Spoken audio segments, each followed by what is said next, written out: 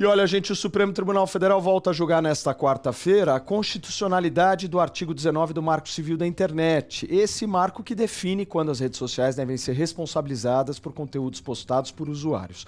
Até agora, o Dias Toffoli, o Fux e o Luiz Roberto Barroso defenderam as plataformas caso elas não removam conteúdos ilegais após a notificação extrajudicial, sem a necessidade de decisão judicial prévia em casos graves, como, por exemplo, racismo, discurso de ódio e pedofilia. Essa votação foi interrompida em dezembro, não sei se vocês estão lembrados, depois de um pedido de vista do André Mendonça, cujo voto abrirá essa nova fase do julgamento que começa hoje.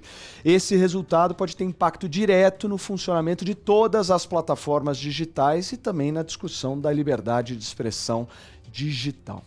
9h07, o Conselho Nacional de Justiça decidiu nesta terça-feira, por unanimidade, aplicar a aposentadoria compulsória ao juiz Marcelo Bretas, que atuou na Lava Jato do Rio. O relator, o conselheiro José Rontondano, alegou que Bretas rompeu a imparcialidade exigida da magistratura e agiu para se promover, negociar penas, pressionar investigados e interferir em eleições.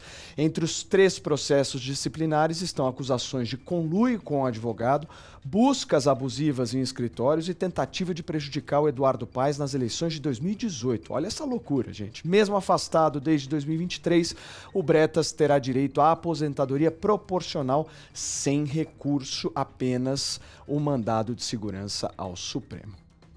E olha, os Correios anunciaram a suspensão da licitação para a compra de carros de luxo destinados ao presidente e a diretores da estatal, viu? O edital prévio tinha um SUV para o presidente, mais 3 sedãs, todos com aqueles itens de alto padrão, como central multimídia, touchscreen e vidros com películas. O contrato de 30 meses ainda incluía motoristas fixos. Diante de uma repercussão negativa gigantesca em meio ao rombo de 2,6 bilhões de reais em 2024, a estatal afirmou que o processo será reavaliado como parte de um pacote de corte de gastos.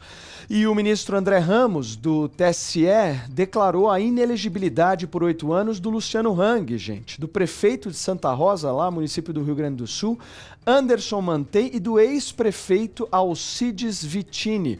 A decisão foi baseada numa ação que acusa o Hang de usar o seu avião e promessas de abrir uma loja da Havan para influenciar as eleições municipais do ano de 2020. No evento, o empresário pediu votos para Mantei e fez discursos contra o PT. Para o ministro, houve abuso de poder político e econômico, mas o Luciano Hang pode ainda fazer um recurso. 9h09, o advogado criminalista João Francisco de Assis Neto foi condenado a 4 anos e 2 meses de prisão por violência doméstica contra sua ex-companheira. A decisão foi do 2º Juizado de Combate à Violência Doméstica lá de Maceió. Além da reclusão em regime aberto, gente, com uso de tornozeleira eletrônica, ele deve pagar R$40 mil de indenização e uma pensão de R$20 mil por ano. A Justiça ainda vai decidir sobre outras medidas, como, por exemplo, a volta do pagamento do plano de saúde da mulher que foi agredida.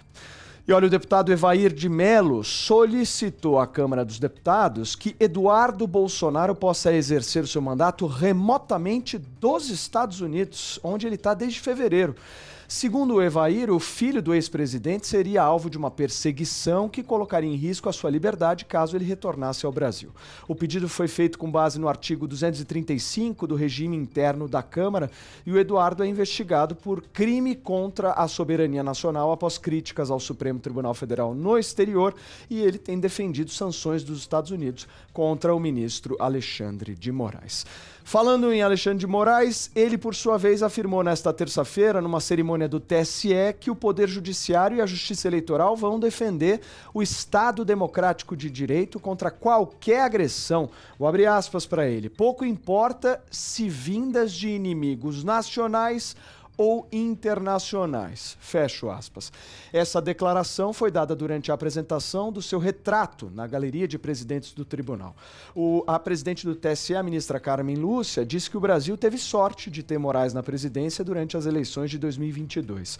Autoridades como Gilmar Mendes, Flávio Dino, Barroso e Alckmin também estiveram presentes nesta cerimônia. 9h11, o presidente Lula sancionou nesta terça-feira a lei que amplia de 20 para 30% a reserva de vagas em concursos públicos federais para pessoas negras, indígenas, quilombolas e pardas. A cota vale também para contratações temporárias em empresas privadas com vínculo com a União. O Lula, gente, defendeu que o serviço público tenha a cara da sociedade. E a nova lei também prevê comitês de verificação da autodeclaração para evitar possíveis fraudes. O percentual incidirá sobre o total de vagas de cada edital e a legislação será reavaliada a cada 10 anos. E olha, pra quem é corintiano a vida não tá fácil, viu? Porque tiveram seis torcidas organizadas do Corinthians invadindo a sede do clube lá no Tatuapé nesta terça-feira. Em vídeo, membros da Gaviões da Fiel e outras organizadas dizem que fecharam o Corinthians por conta da má administração. A Gaviões divulgou nota dizendo que a ação foi um ato de resistência contra o sistema político que prejudica o clube há décadas. Mesmo com os protestos, o acesso dos sócios pela catraca não foi interrompido e a polícia controlou a zona que estava naquele lugar. Vamos falar um pouquinho da Preta Gil, gente, porque ela foi diagnosticada com câncer no intestino em 2023 e está na luta desde esse ano e agora iniciando um novo tratamento experimental lá nos Estados Unidos. Amanhã ela começa. A cantora está entre Nova York e Washington desde o mês de maio e disse que a sua chance de cura agora está fora do Brasil.